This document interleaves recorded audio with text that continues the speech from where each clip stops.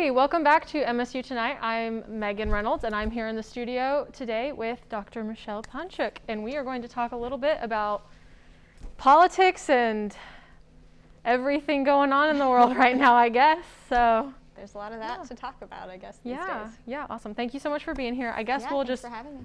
Open with a general question. So what are your thoughts on the political climate as it stands at the moment? What are my thoughts on the political climate as they stand at the moment? Well, what are the right words? It's kind of a mess right now with the president getting out of the hospital and returning to the White House to take off his mask, where people who work in the building have been getting sick. Yeah, I don't really know what else to say other than it's a mess. I could use choicer words, but. Yes, absolutely. All right, so as the general election is coming up, and election season has been kind of ramped up for a while now, but we're really getting in gear. We're less than a month out for the election. What are your hopes for the election? What are my hopes for the election?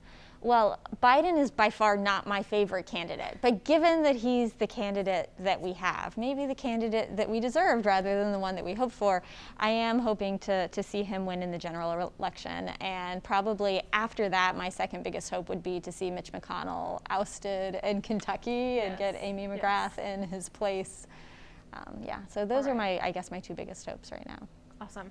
All right, and then getting into the nitty-gritty of the questions. So with RBG's passing, a lot has come up in terms of feminist activity. A lot has come up in, she was a very big advocate for separation of church and state. Mm-hmm. So bringing in Trump's, nominee, who is literally part of the organization that influenced The Handmaid's Tale, right? Do you have any fears about what she could bring to the table?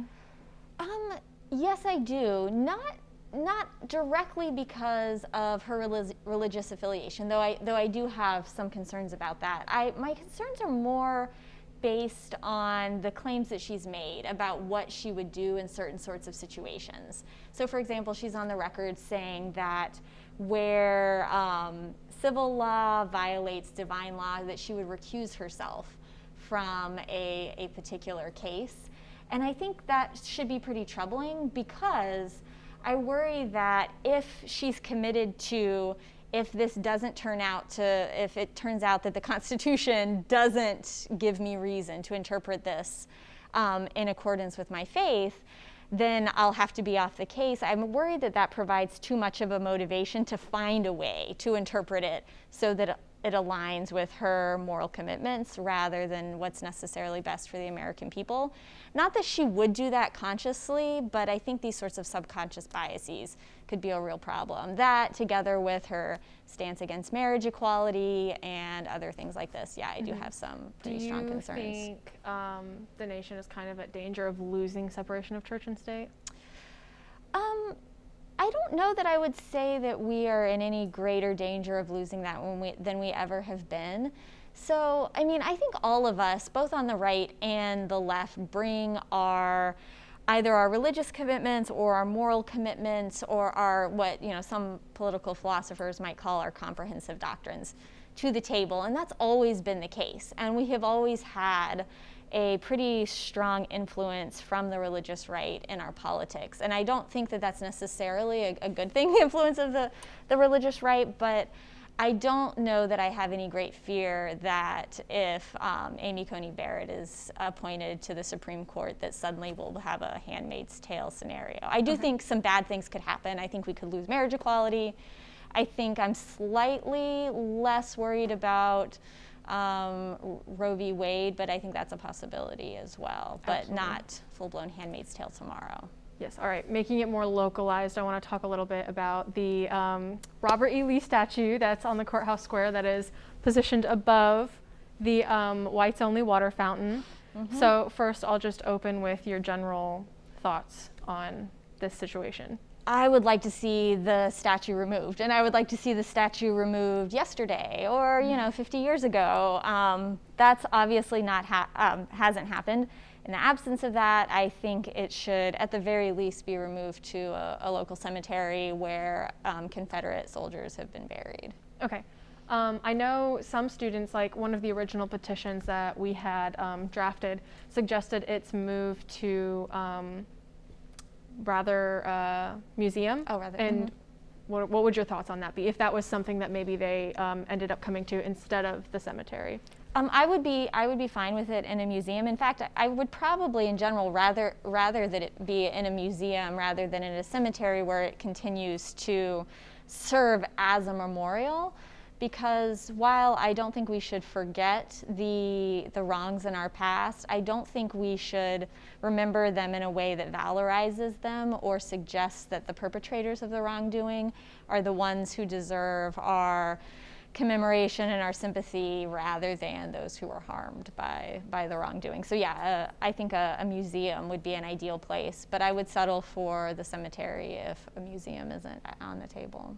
Absolutely. Now, I, at a protest on Saturday, spoke to a couple of the counter-protesters who are in favor of the statue staying.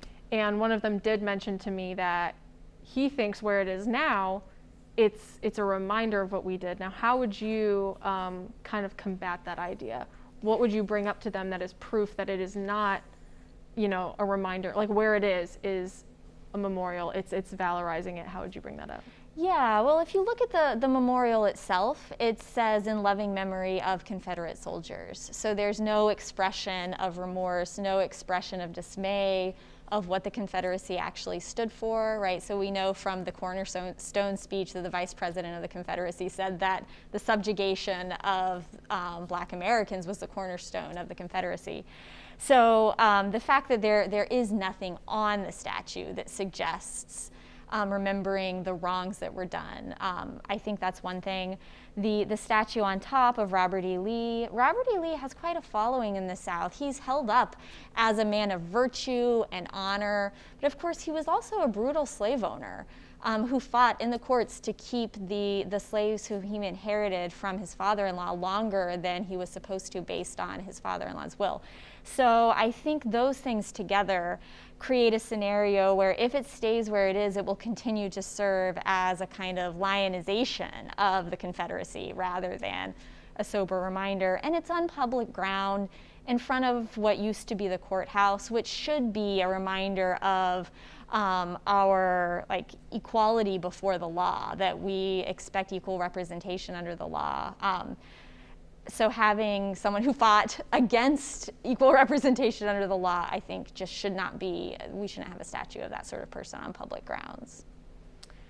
Now, in regards to the people who do hold Robert E. Lee up in this high position, because that's something that I've encountered a lot in talking to the counter-protesters, is that they truly don't think that Robert E. Lee was necessarily a bad person. They want to say that the Civil War wasn't fought over the right to own slaves, it was states' rights. What do you have to tell people of that thought? Yeah, well, I would just want to ask, states' rights to what, right? It was fought over states' rights to continue to own and traffic human beings. And I'm sure that Robert E. Lee was a very nice person to white men. I'm sure that you would have enjoyed spending an evening with him if you were a middle class or wealthy white man. Probably less of a nice person to someone like you or me, and a much less nice person to Americans of color. And I think that's a real problem. So yeah, we can agree that it was fought over states' rights, but it was states' rights to own human beings, and I think that's problematic. Well, thank you so much for this conversation. Yeah, I hope thanks you'll for stick having around me. to play our wonderful game of Marx versus, was it Marx or was it the Bible? But one of my two around. favorite topics. Yes. Stick around, guys. We will be right back. For right now, take a break, catch some water while you wait for us to come back.